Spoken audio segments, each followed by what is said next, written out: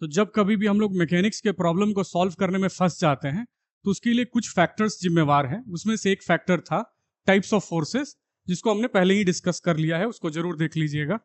दूसरा जो फैक्टर है वो है एक्शन रिएक्शन पेयर।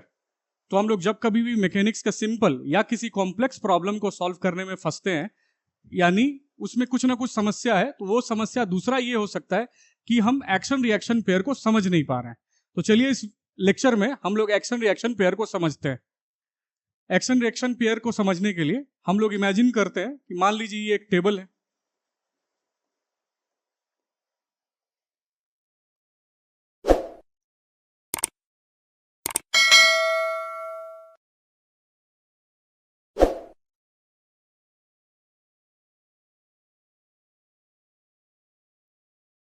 एक टेबल है और इस पे एक बुक रखा हुआ है, कोई भी फिजिक्स की किताब है मान लीजिए। तो इसको सॉल्व करते वक्त हम लोग कौन कौन सा फोर्स लगाते हैं, आप गेस करिए। आप मन में सोचिए कि आप कौन कौन सा फोर्स लगाते हैं, फिर हम लोग देखते हैं कि हमने जो लगाया, आपने जो सोचा है वो सही है कि नहीं। देखिए, पहला फोर्स जो हम लोग लगाते हैं वो लगाते हैं mg, और दूसरा फोर्स जो लगाते हैं वो है नॉर्मल। इसमें फ्रिक्शन लगाने का जरूरत नहीं है। फ्रिक्शन के बारे में एक जरूरी चीज याद रखिएगा, friction kind of one on demand force है। जब तक आप किसी चीज पे फोर्स नहीं लगाएंगे उस पे फ्रिक्शन नहीं लगेगा। जैसे मान लीजिए ये पेन, इस पे ये हमारा हाथ एकदम स्थिर फ्लैट है और इसमें कोई मोशन नहीं है, तो इस बॉडी पे भी फ्रिक्शन नहीं लग रहा होगा, क्योंकि इसको हमने कोई फोर्स नहीं लगाया है मूव करने के लिए।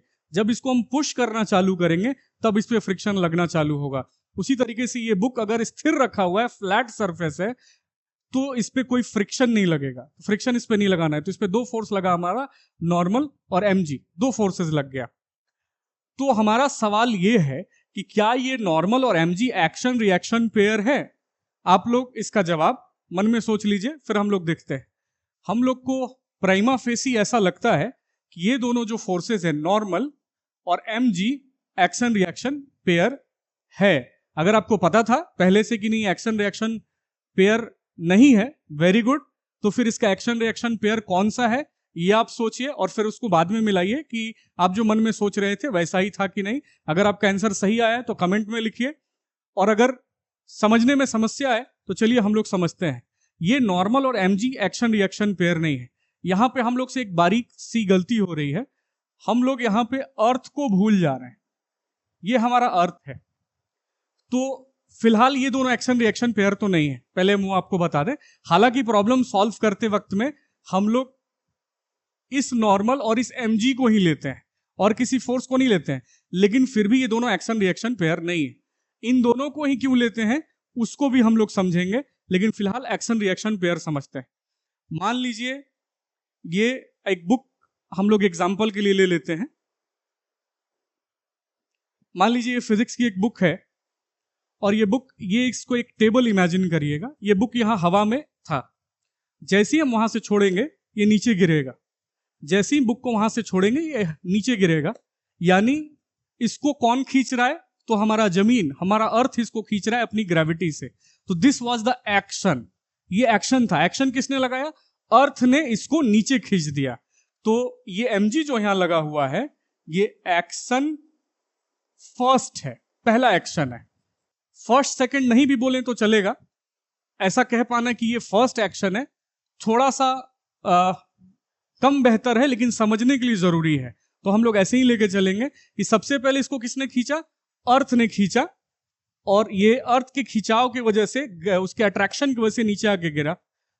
लेकिन जब इसको अर्थ ने खींचा उसी टाइम ये अर्थ को भी खींच रहा होगा। ये बुक किसको खींच रहा होगा? अर्थ को खींच रहा होगा। ये अलग बात है कि इसका मास बहुत कम है और अर्थ का मास बहुत ज्यादा है, इसलिए अर्थ कोई एक्सेलरेशन शो नहीं करता है, जबकि ये मास एक्सेलरेशन से नीचे की तरफ गिरता है। तो ये एक्शन फर्स्ट था, एक्शन फर्स्ट था,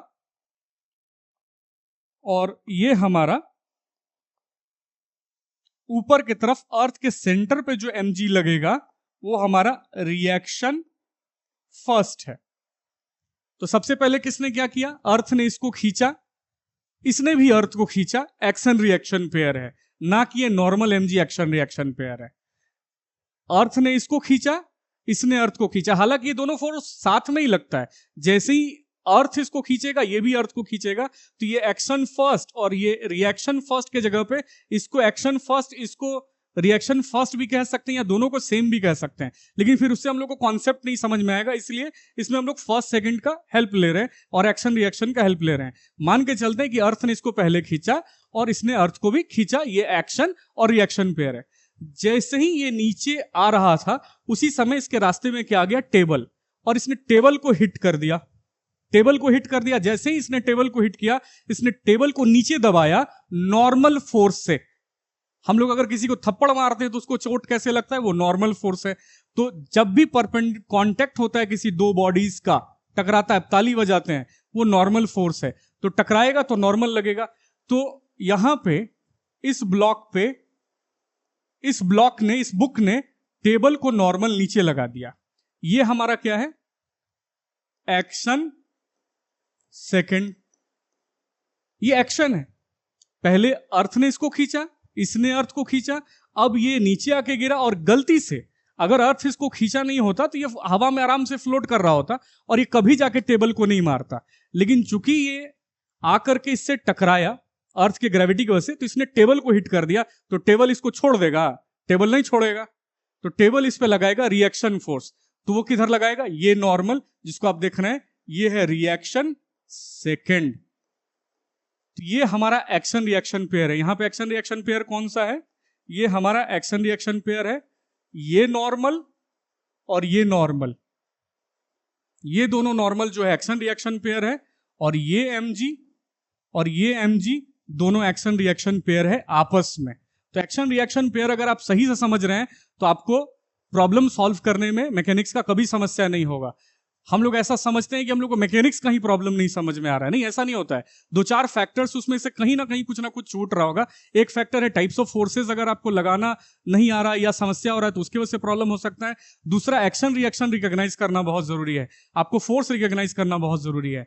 तो ये हमारा यहाँ पे फिलहाल एक्शन रिएक्शन पेयर हो गया। आई होप आप समझ गए होंगे। अगर समझने में दिक्कत हुआ है तो आप कमेंट करिए, हम फिर से एक वीडियो बना करके समझाएंगे। चलिए हम लोग आगे चलते हैं। एक्शन रिएक्शन तो पेयर समझ गए, लेकिन अब जब क्वेश्चन बनाने के लिए हम लोग आगे बढ़ेंगे, मूव करेंगे, तो उस वक्त में ये टेबल है हमारा, इसको हमने अभी फिलहाल फ्लैट सरफेस मान लिया है, टेबल है, यहां पे ये हमने बुक रखा है, और इस पे लग रहा है नॉर्मल ऊपर और एमजी नीचे। ऑल्दो ये दो एक्शन रिएक्शन पेयर नहीं है, फिर भी न्यूमेरिकल सॉल्व करते वक्त हम लोग यही दोनों फोर्सेस लेते हैं। ऐसा क्यों, ये भी समझना बहुत जरूरी है, क्योंकि आगे बहुत कॉम्प्लेक्स प्रॉब्लम्स हो जाएगा, पुली सिस्टम हो जाएगा, इंक्लाइन सिस्टम हो जाएगा, कितना भी कॉम्प्लेक्स, खतरनाक, टफ क्वेश्चन हो जाए, अगर आप ये सब चीज समझ गए तो आपसे कभी कोई प्रॉब्लम मैकेनिक्स का नहीं छूटेगा। चाहे वो यहां हो, फ्लूइड मैकेनिक्स में हो, सिंपल हार्मोनिक मोशन में हो, मॉडर्न फिजिक्स में हो, इलेक्ट्रोस्टैटिक्स में हो, कहीं भी हो, अगर उसमें मैकेनिक्स इन्वॉल्व है आपको कभी समस्या नहीं होगा। तो चलिए इसको समझते हैं। हमने नॉर्मल और एमजी ही क्यों सॉल्व करते वक्त लिया, जबकि ये दोनों एक्शन रिएक्शन पेयर है भी नहीं।